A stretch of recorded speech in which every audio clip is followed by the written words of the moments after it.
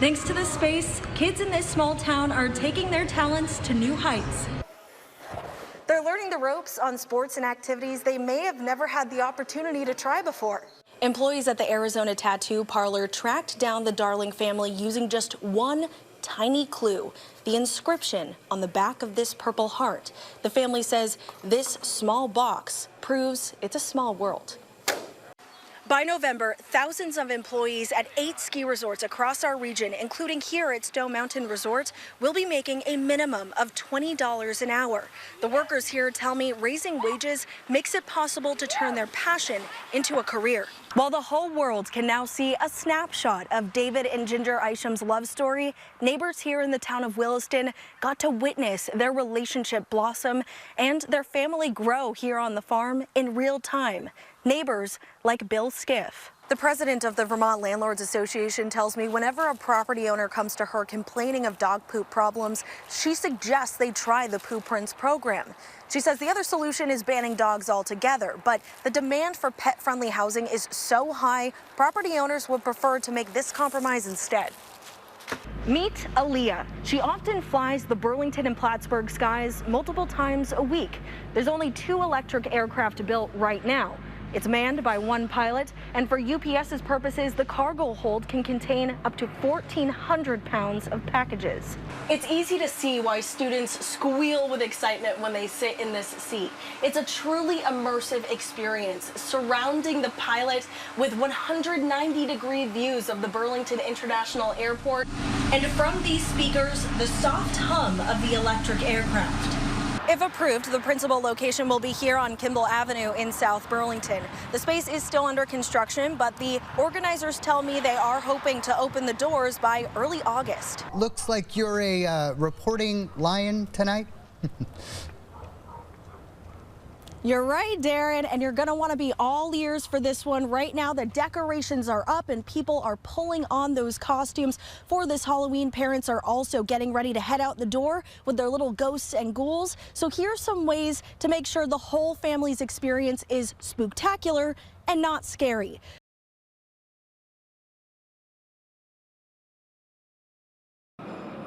Darren, Beta's electric aircraft is a cross between a helicopter and an airplane. Leaders here say landing in the commercial sector is really helping the company take off. It's a huge deal for the entire industry because it's a big step into sustainable aviation by a major player in the logistics world, but obviously a huge deal for Beta here in Burlington. Beta Technologies CEO and founder Kyle Clark says in the last few years, the company has made major progress, evolving from a concept written on a drawing board to an electric aircraft flying in the air. But this commitment from UPS brings the technology to new heights. With UPS having a real mission for the aircraft that they can utilize on a day-to-day basis, get the utilization rates high enough so that the really important savings, financial savings due to the reduction of maintenance and the elimination of fuels in the aircraft closes that commercial gap. In other words, the more companies like UPS invest in electric aircraft, the cheaper it'll cost.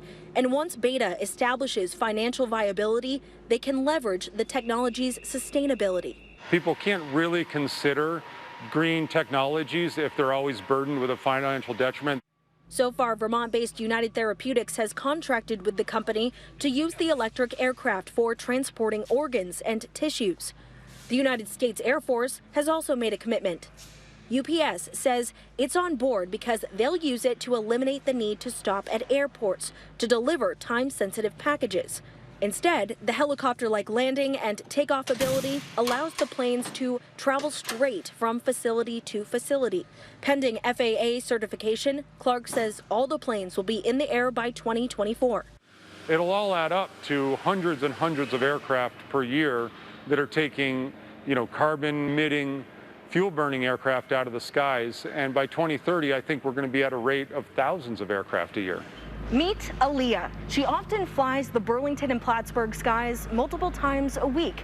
There's only 2 electric aircraft built right now. It's manned by 1 pilot, and for UPS's purposes, the cargo hold can contain up to 1,400 pounds of packages. I would say that we've crossed some really important milestones to prove to UPS and United Therapeutics and the Air Force that the technology fundamentally works. And now it's an execution challenge, a regulatory challenge, and a manufacturing challenge. Where will manufacturing take place? Yeah, so presently we're building the prototypes in the conforming aircraft here in Vermont. We hope to build the future aircraft here in Vermont.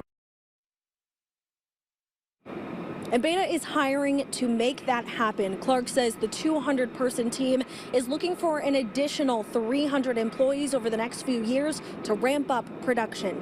In South Burlington, Christina Guessford, Channel 3 News. It's like the coolest thing I've ever done. I feel like I'm actually in an airplane. Transporting STEM students straight into the sky. Hello, there we go. And teaching some tricks of the trade while hovering a mile high. Wow, I'm in a trailer. Lifting off and barrel rolling inside this trailer feels so real, students forget they haven't left the ground. It's kind of like a video game. Essex High School senior and STEM Academy student Adewin Byrne is one of dozens of curious learners taking the virtual controls in Beta Technologies' electric aircraft, Aliyah, while displays showcase the parts that power the helicopter hybrid.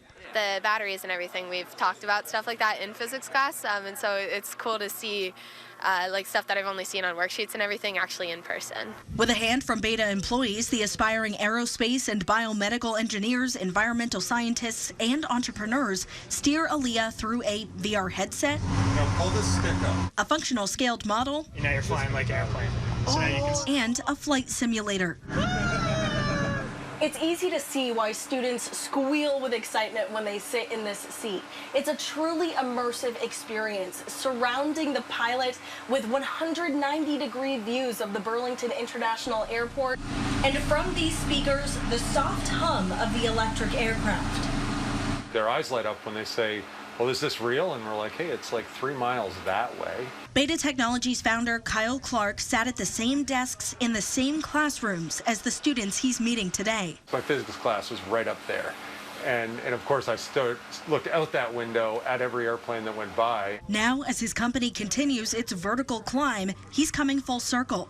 The focus is not to show a student what we've been doing, but more so to show anybody, the students or faculty or whatever, that we're not very far from Essex High School to founding an aircraft company. Those tools that you learn in school can be applied in logical and pragmatic ways to develop something really neat.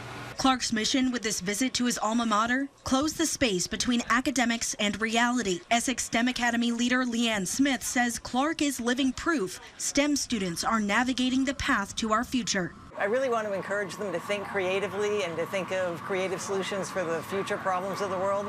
And an opportunity like this to see such a wonderful solution to some very tricky problems is just great to watch. And some students, like senior Tekla Home Brown, may point their nose in Beta's direction. It's really nice to know that a company like this, which I could possibly work for in the future, could be like right where I live right now, so I could keep living here in Vermont. In Essex, This is telling you how high you are. Christina Guessferd, Channel 3 News. The Constitution of the United States of America. So help me God. So help me God. Congratulations, Justice Waples. Thank you. From judge to justice. Confidence in character, just a couple words used to describe Justice Nancy Waples during Friday's ceremony. How you're feeling right now? Surreal, kind of elated, pretty extraordinary. A woman who loved ones say has faced fundamental unfairness as the daughter of Chinese immigrants who fled the communist revolution. Now a pioneer breaking barriers in our court system with an impressive personal story. I have called Vermont home since 1991, and I have witnessed with pleasure Vermont's increasing racial and ethnic diversity. My life has been enormously impacted by growing up in two very different cultures. By sheer force of will, my family succeeded. I grew up with the dust of honest labor on my hands. My father and late mother faced many challenges with great courage and integrity so that their children could pursue their American dreams. The appointment, proof that her parents' American dream is a reality. Nancy Waples' appointment breathes fresh air into the foundational notion of equal justice under the law. Bringing humility to the bench and... One other thing that Nancy's colleagues commented on that she will be bringing to the court. Shoes. Lots of laughs in the room Friday as friends and family praised Justice Nancy Waples on her cooking and her fashion sense. A primary theme of the remarks were her warm, generous, and kind personality, and that Justice Waples is first and foremost a friend, a daughter, and a mother.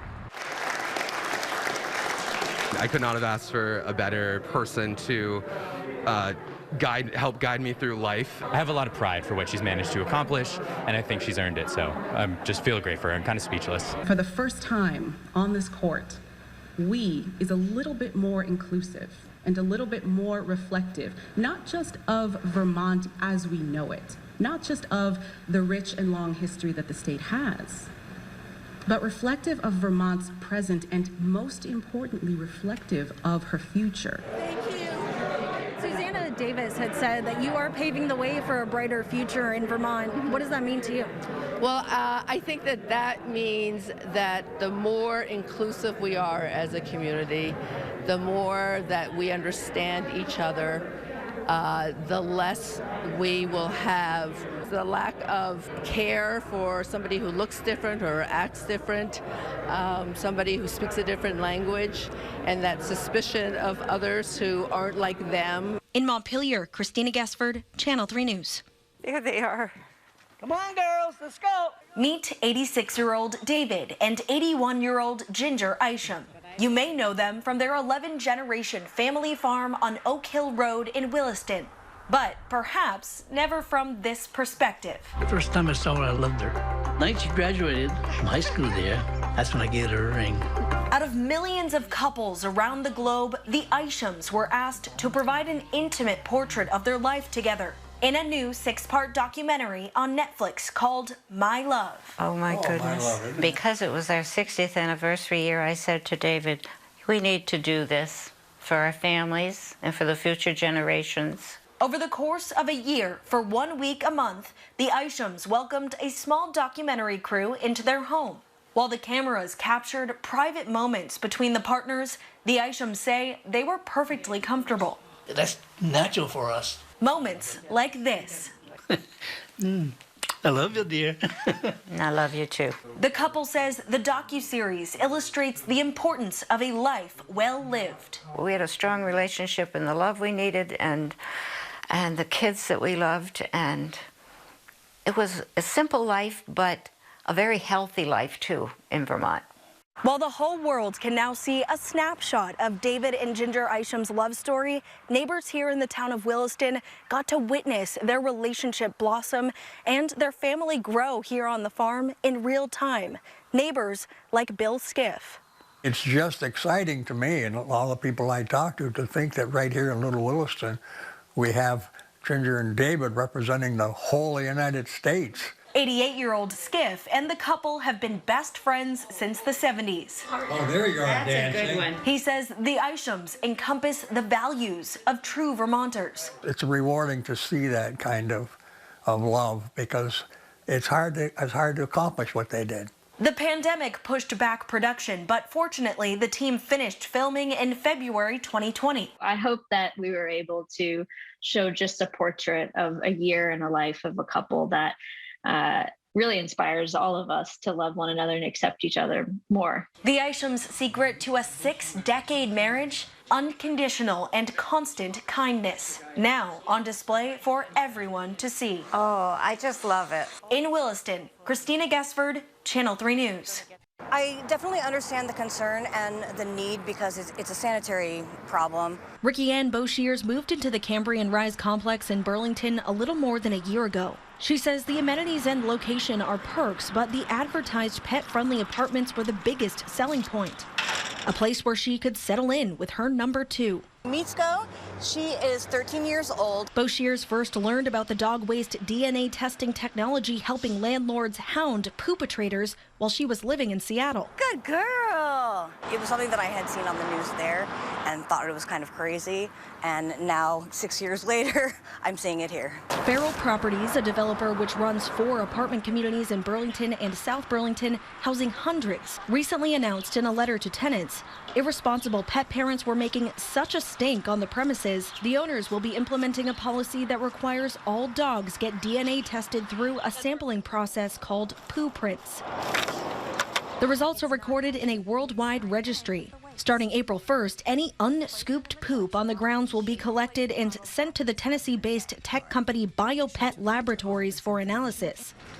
Residents who violate the rules will be in the doghouse, fined $300 for every offense, and if they fail to comply with the policy, they won't be granted a lease renewal. You've got enough other crap to deal with. The idea, a one-time cheek swab will reduce stress on staff, keep shared spaces clean, and protect the environment. Feral Properties declined to comment about why they've gone this route, but it's a protocol that's gaining popularity. The president of the Vermont Landlords Association tells me whenever a property owner comes to her complaining of dog poop problems, she suggests they try the Poo Prints program. She says the other solution is banning dogs altogether, but the demand for pet-friendly housing is so high, property owners would prefer to make this compromise instead. I'm wondering if there are other community-minded solutions that landlords could implement to try and address the problem before going to something a little bit more invasive, or maybe some would even call extreme. Ryan Murphy is the statewide housing navigator with the Champlain Valley Office of Economic Opportunity. She says while she appreciates that dog poop is a hazard, some tenants may be skeptical of the science. Residents like Bo Shears still have many unanswered questions, like what if landlords are barking up the wrong tree? If you have a visiting dog that poops on the premises, they will then test that. But how are they able to test that? The CEO of BioPet Labs, Jay Redinger, tells me the testing is International Standard Organization accredited, and there are now nearly 30 sites in Vermont utilizing the program. The company says the policy alone has proven to reduce pet waste by 95%. In Burlington, Christina Guessferd, Channel 3 News. By November, thousands of employees at 8 ski resorts across our region, including here at Stone Mountain Resort, will be making a minimum of $20 an hour. The workers here tell me raising wages makes it possible to turn their passion into a career. From ticket counters to lift operators to food service workers. About 900 employees called Stone Mountain Resort home during the ski and ride season. Thank you, Philip. And next winter, new talent will be earning $5 more an hour than before. There's the phrase about ski bumming and how, people ask a lot, like, if it's a real job. And it is. We have a lot of skills. We're on patrol. We're EMTs. We're responsible for evacuating lifts. Ski Patrol Supervisor and Vermont resident Becca Waldo has been overseeing safety on the slopes for the past 5 years. She's looking forward to the financial security her dream job now offers. It is a really fun job, but it feels great to be valued by the company and being compensated in a way that we'll be able to have this be a sustainable choice. The ski industry here in the Northeast is very competitive. There are so many ski areas within a relatively tight geographic area, and they're all competing for the same talent. A lot of these jobs are very specialized. They require skill sets and experience that you can't find everywhere. And enhancing the workplace experience is why Vail Resorts spokesperson Adam White says the company is making these commitments to its 45,000 to 50,000 employees nationwide. Among the promises, a $20 minimum wage, compression adjustment for salaried employees, and affordable housing. Building new housing on the land that we own could be the decision maker for a lot of people who couldn't otherwise come here and work. But economics experts suspect these massive incentives could run the risk of putting other mountain town businesses in a bind. For some firms, it means that they will be able to, perhaps painfully, but they will be able to raise wages in order to retain the workers they have. In some cases, that's going to mean passing on increased prices to consumers. In some cases, that will come out of profit margins. Department of Labor Commissioner Michael Harrington acknowledges this is a sign of the times and businesses will need to adapt. But for some, Vail's wage raise will be too steep to compete. So he suggests incorporating creative alternatives. Whether it's looking to help with transportation or offer childcare or maybe housing potentially. But I think other things that don't necessarily cost money are things like flexibility in their hours. On the other side of Mount Mansfield, the independent owner of neighboring Smuggler's Notch Resort, Bill Stritzler, tells me he admires the move. In addition to a 7% wage increase this year, employees will get another 7% bump this upcoming winter. In Stowe, Christina Guessferd, Channel 3 News. Ron LaRose's post commander here is now handing that Purple Heart off to Wayne Darling. And we've got closure on this medal. A misplaced piece of family history finally finds its way home. My uncle was reported missing in action in 1945. Moncton resident and Idaho native Wayne Darling is one of the last living relatives of his uncle, Clay Darling. The U.S. Navy aviator served on the USS Randolph. He was shot out of the sky just days before the bombing of Hiroshima, Japan, which effectively ended World War II. The young man was lost at sea. His remains never recovered. Shortly later, this Purple Heart arrived on the Darling family's doorsteps in Idaho. But the 7-decade-old heirloom made a detour 23 years ago. Somehow, the medal showed up in Maricopa, Arizona. Nearly 1,000 miles away at a tattoo parlor. The family says how it got there is a mystery. An artist inked a customer who pawned the Purple Heart as payment. In 1998, I did some artwork for this gentleman, and when it came time for payment, he was like, I don't have the money, but I have this medal. This past September, the shop rediscovered the medal and knew it needed to be returned to its rightful owners. Employees at the Arizona tattoo parlor tracked down the Darling family using just one tiny clue, the inscription on the back of this Purple Heart. The family says this small box proves it's a small world. The medal went from Idaho to Arizona, and from there, Arizona to Vermont. Think of the mileage that medal has gone. Bristol American Legion Post 19 Commander Ron LaRose helped coordinate the handoff, transporting the precious award from the Grand Canyon State to the Green Mountain State. And I was able to be that vessel to bring it back to Vermont and to hand it off to the family. It meant a great deal to me. When you're a department commander, you are involved in a lot of things, but this was pretty unique. Born after the war, Wayne Darling never met his Uncle Clay. This is as close to knowing him as I've ever been. But in retrospect, Wayne says this experience isn't the only strange coincidence. I remembered standing on the hangar deck on the USS Randolph in 1968 and looking up at this plaque hanging on the wall and seeing my uncle's name. The medal, another reminder Clay is still with the Darling family. In Bristol, Christina Guessferd, Channel 3 News.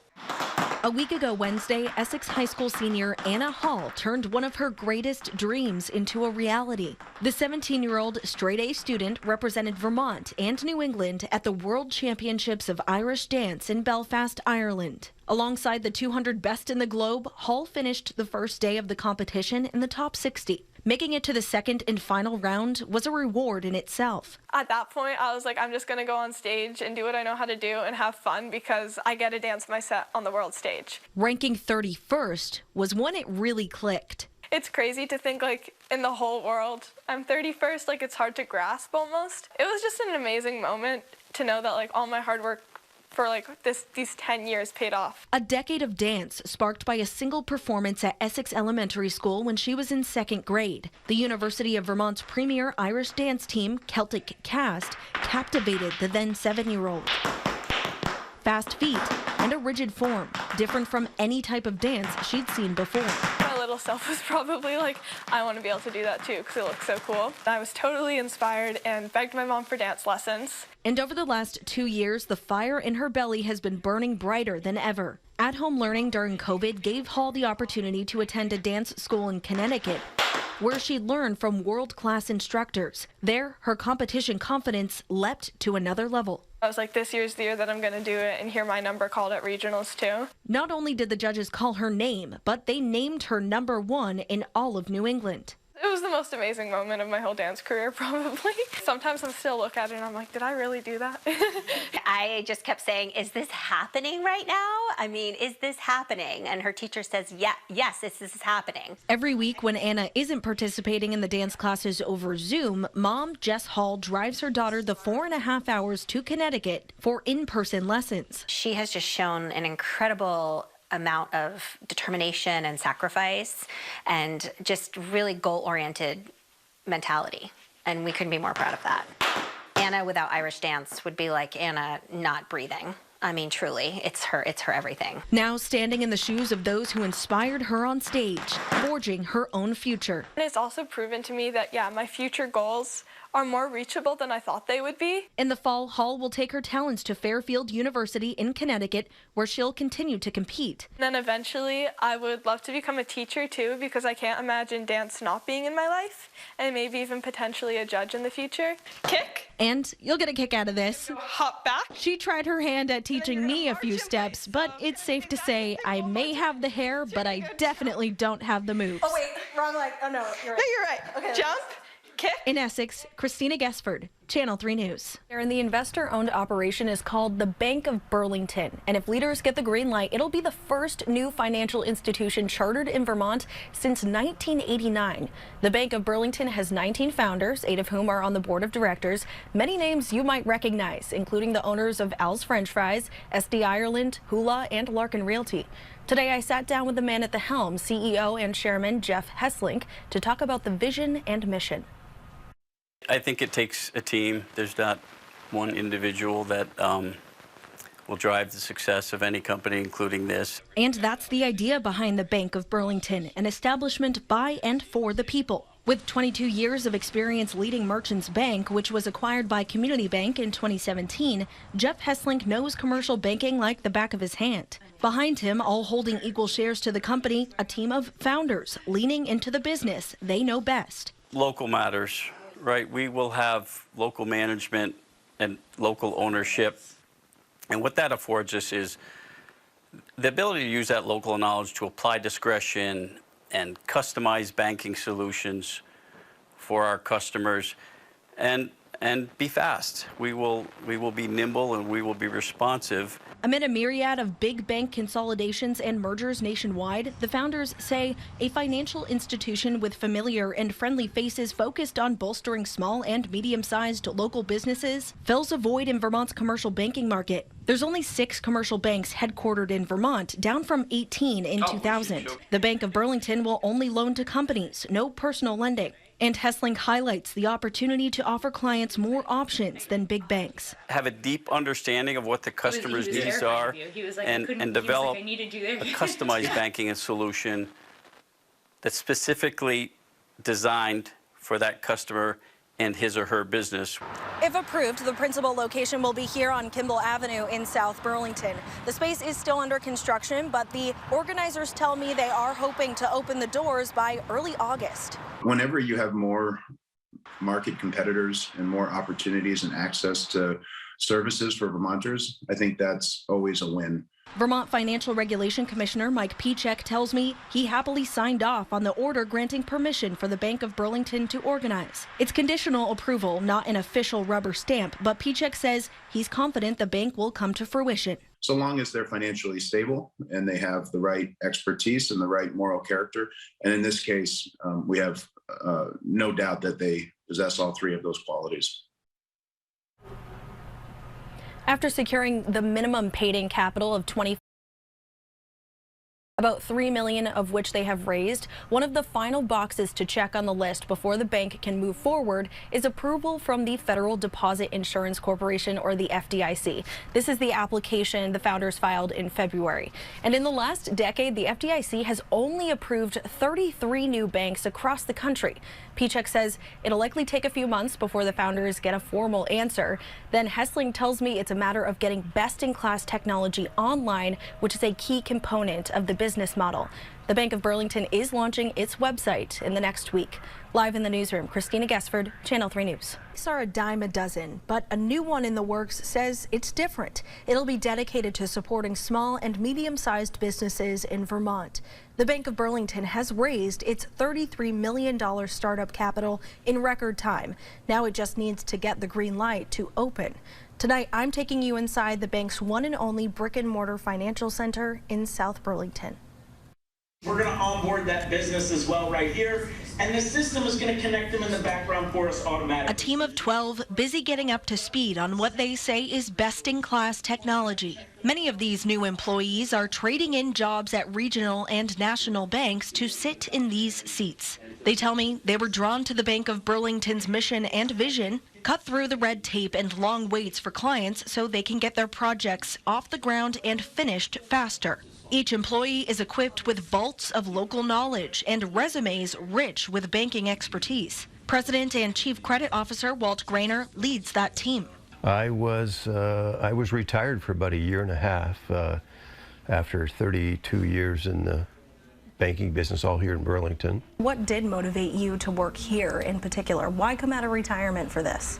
Well, I thought the opportunity was really good for me, but I really liked the business model. A de novo bank founded by Vermonters, run by Vermonters, for Vermonters. We built the team with people that we knew, mostly that we had worked with in the past. There are perhaps as many as 8 of us that have crossed paths at one time at another institution. From TD Bank and Bank of America to People's United, some cashed out of the industry altogether when Community Bank acquired Merchants Bank in 2017. Now with their former Merchants Bank boss Jeff Hesslink at the helm, coming back just made sense.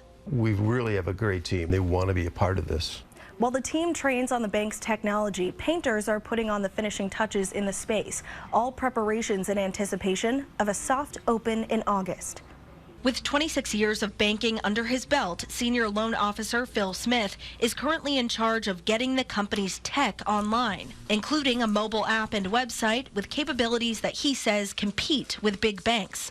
Having your boots on the ground, how does that make a difference in your relationship to your customers? Being able to go out and visit clients at their location, learn what they do, understand their needs, their concerns, and then help them find solutions to grow their business and be successful. That's the best part of the job. And just a short drive away, the lenders can check on the projects they're funding face to face, see that money at work, and catch any clues the venture is tanking or taking off. And that's the important part of, obviously lending money as a bank is protecting the bank and making good credit decisions. How quickly of a turnaround do you hope to have credit decisions for your customers? With the consolidation that's occurred in banking, decision making has moved further away from the client here in Vermont. We're bringing that back local, and where it could take several weeks, our expectation is to deliver a decision within a matter of days, if not quicker. There's already a couple dozen businesses on the wait list. CEO and Chairman Jeff Hesslink says the response has been humbling. What kind of attention has the Bank of Burlington garnered since we last talked? Completing the capital raise in 4 weeks' time to us was confirmation of the market need and market demand for the bank's offerings. The Bank of Burlington says it plans to provide loans to businesses that bigger banks decide don't fit the bill. In addition to commercial lending, the bank will also offer consumer deposit products like checking and savings accounts. No lending, though. If the state and FDIC approve the bank, it will be the first new financial institution chartered in Vermont in more than 3 decades.